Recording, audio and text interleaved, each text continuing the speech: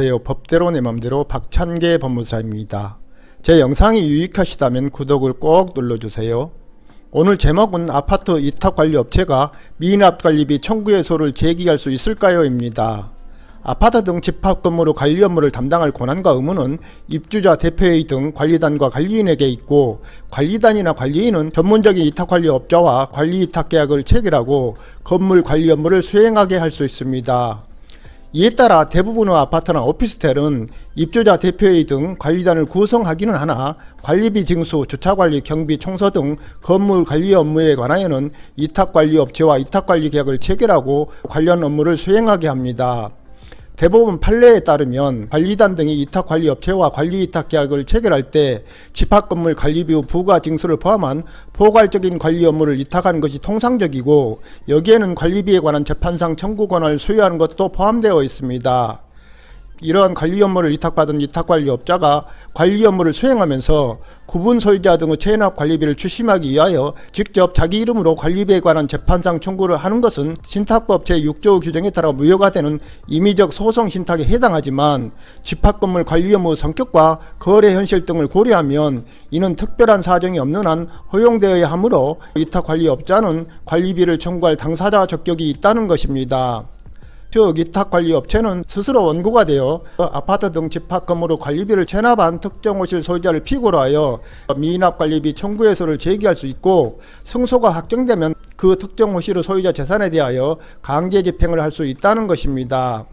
그런데 이 관리업체가 소를 제기한 후 소송 계속 중에 관리위탁계약이 종료되었을 경우에 새로운 위탁관리업체가 이 소송에 대하여 법원에 소송 수개 신청을 하여 소송을 계속 진행할 수 있느냐가 문제됩니다.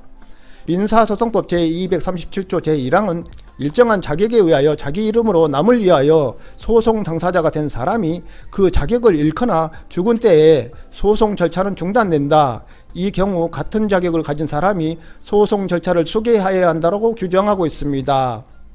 주식회사 삼성관리는 삼성아파트 입주자 대표회의와 삼성아파트 관리 업무에 관하여 관리위탁계약을 체결했습니다. 그 삼성관리는 이 아파트 1004호 입주자인 나 입주씨가 관리비 1000만원을 미납하자 2015년 4월 27일 나씨를 상대로 미납관리비 청구해소를 제기했는데, 삼성관리가 이 소송을 수행하던 중 2016년 11월 25일 관리위탁계약이 종료되었습니다. 이에 제1심은 이 소송이 당사자 적격이 없는 자에 의하여 제기된 소로서 부적법하다는 이유로 각하했습니다. 이에 삼성아파트 입주자 대표회의가 소송 수개 신청을 했으나 이 또한 민사소송법 제237조 제1항에 적용되는 사유가 아니라는 이유로 받아들이지 않았습니다. 삼성관리의 항소에 따른 항소심 재판에서 새로운 위탁관리업체가 된 주식회사 세솔관리가 2018년 10월 30일 소송 수개 신청을 했습니다. 그러자 항소심은 제1심과 같은 이유로 삼성관리의 항소와 세솔관리의 소송 수개 신청을 기각했습니다. 삼성관리의 상고에 따라 대법원은 삼성관리는 관리위탁계약에 따라 나 입주씨를 상대로 관리비 청구 소송을 수행할 당사자 적격이 있었지만 2016년 11월 25일 관리위탁계약의 종료로 당사자 적격을 상실하였다. 이는 민사소송법 제237조 제1항에서 정한 일정한 자격에 의하여 자기 이름으로 남을 위하여 소송 당사자가 된 사람이 그 자격을 잃은 경우에 해당한다.